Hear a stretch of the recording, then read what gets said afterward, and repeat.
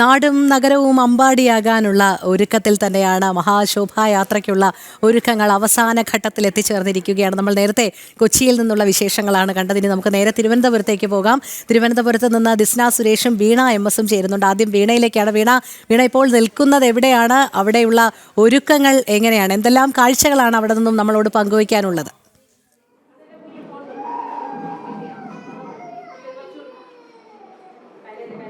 രോഹിണി പറഞ്ഞു സൂചിപ്പിച്ചതുപോലെ തന്നെ ജന്മാഷ്ടമി ആഘോഷിക്കുവാനുള്ള അവസാനവട്ട ഒരുക്കത്തിലാണ് നമ്മുടെ നാടും നഗരവും ഒക്കെ. തലസ്ഥാന നഗരിയിലും അത്തരത്തിലുള്ള കാഴ്ചകൾ തന്നെയാണ് നമുക്ക് കാണാൻ കഴിയുന്നത്.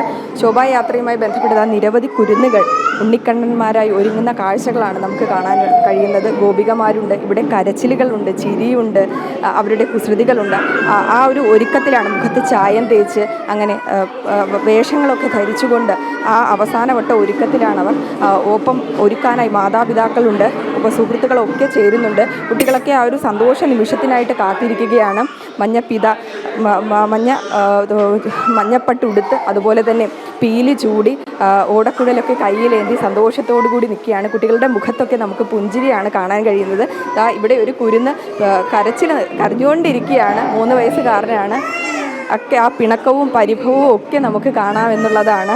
ഇതൊക്കെ നമുക്ക് സന്തോഷം നൽകുന്ന കാഴ്ചയാണ്. ഇനി നിമിഷങ്ങൾ മാത്രമേ ബാക്കിയുള്ളൂ. ഇപ്പോൾ നമ്മോടൊപ്പം ഒരു ഉണ്ണിക്കണ്ണൻ കൂടി ചേരുന്നുണ്ട്. നമുക്ക് ആ ഉണ്ണിക്കണ്ണനോട് തന്നെ വിശേഷങ്ങളൊക്കെ ചോദിക്കാം. റെഡിയായി നിൽക്കുകയാണ് ആള്. ആ നിമിഷങ്ങൾക്ക് വേണ്ടി കാത്തിരിക്കുകയാണ്. പേരെങ്ങനെയാണ് മോളെ? ഇഷ്ടമായോ ഒരുക്കി കണ്ടപ്പോൾ?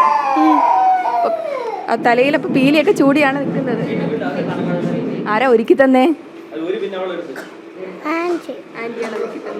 ഏറ്റവും കൂടുതൽ ഇഷ്ടപ്പെട്ടത് ഏതാ? കിരീടമാണോ, ഈ പൂമാലയാണോ, അതോ ഇത് ഓടക്കുഴലാണോ? ഓടക്കുഴലാണ് ഇഷ്ടപ്പെട്ടത്. എന്ത് തോന്നി കണ്ണാടി കണ്ടപ്പോൾ? ഉണ്ണിക്കണ്ണനായോ? ഇഷ്ടമാണ്, ഒരുങ്ങാൻ ഇഷ്ടമാണ്. മോളുടെ പേര്? എത്രയിലാ പഠിക്കുന്നത്? ഇവിടെ ഒരാളും ഒരുങ്ങുകയാണ്. രോഹിണി അവസാനവട്ട തകൃതിയായിട്ടുള്ള ഒരുക്കം. അങ്ങനെ നമ്മൾ ഒരു വിശേഷം കണ്ടു കഴിഞ്ഞു. തിരുവനന്തപുരത്ത് നിന്ന് തന്നെ ദിസ്ന കൂടി ചേരുന്നുണ്ട്. ദിസ്ന ഇപ്പോൾ എവിടെയാണ് നിൽക്കുന്നത്? നേരത്തെ വീണ ഫോർട്ട് സ്കൂളിൽ നിന്നുള്ള വിശേഷങ്ങളാണ് പങ്കുവെച്ചുകൊണ്ടിരുന്നത്. കുരുന്ന് ഉണ്ണിക്കണ്ണന്മാരെല്ലാവരും ഇങ്ങനെ തയ്യാറായിക്കൊണ്ടിരിക്കുകയാണ്. ചിലർ അല്പം പിണങ്ങുന്നുണ്ട്. പക്ഷേ ഇവരെല്ലാവരും ഇനി ശോഭായാത്രയിലേക്ക് എത്തിക്കഴിയുമ്പോഴാണ് യഥാർത്ഥ കുസൃതി കണ്ണന്മാരും ഗോപികമാരും ഒക്കെയായി മാറുന്നത്. എന്തായാലും ദിസ്നയ്ക്ക് അവിടെ നിന്നുള്ള കാഴ്ചകൾ എങ്ങനെയാണ്?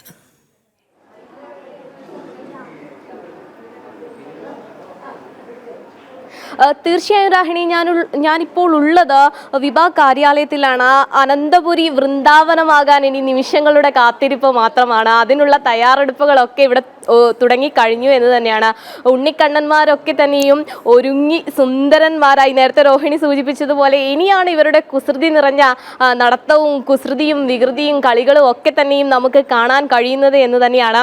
അതിനുള്ള എല്ലാ തയ്യാറെടുപ്പുകളും ഇവിടെ നടന്നുകൊണ്ടിരിക്കുകയാണ്. വലിയ സന്തോഷത്തിലാണ് കുട്ടികളെല്ലാവരും എന്നത്, ഉണ്ണിക്കണ്ണന്മാരെല്ലാവരും എന്നത് തന്നെയാണ്. ഓരോരുത്തരും അതിനുവേണ്ട വേഷവിധാനങ്ങളൊക്കെ തന്നെയും അണിഞ്ഞൊരുങ്ങി വലിയ സന്തോഷം, അതോടൊപ്പം തന്നെ വലിയ വൈബിൽ തന്നെയാണ് എന്ന് നമുക്ക് പറയാൻ കഴിയും. പ്രധാനമായും പറയുകയാണെങ്കിൽ ഓണാഘോഷം കഴിഞ്ഞ് അതിനുശേഷം അനന്തപുരി അടുത്തൊരു ആഘോഷത്തിലേക്ക് എത്തിയിരിക്കുകയാണ്. അതാണ് ഈ ശ്രീകൃഷ്ണ ജയന്തിക്കുള്ള ഒരുക്കം എന്ന് പറയുന്നത്. അതിനുള്ള തയ്യാറെടുപ്പുകൾ ഇവിടെ തുടങ്ങിക്കഴിഞ്ഞിരിക്കുന്നു. എനിക്കിപ്പം കാണാൻ സാധിക്കുന്നതെന്ന് പറയുന്ന ഒരു കുഞ്ഞുണ്ണിക്കണ്ണനുണ്ട് ഇവിടെ.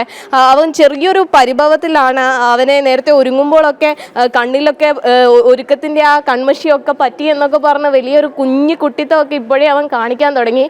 എന്തായാലും അവൻ ഒരുങ്ങിക്കൊണ്ടിരിക്കുകയാണ്.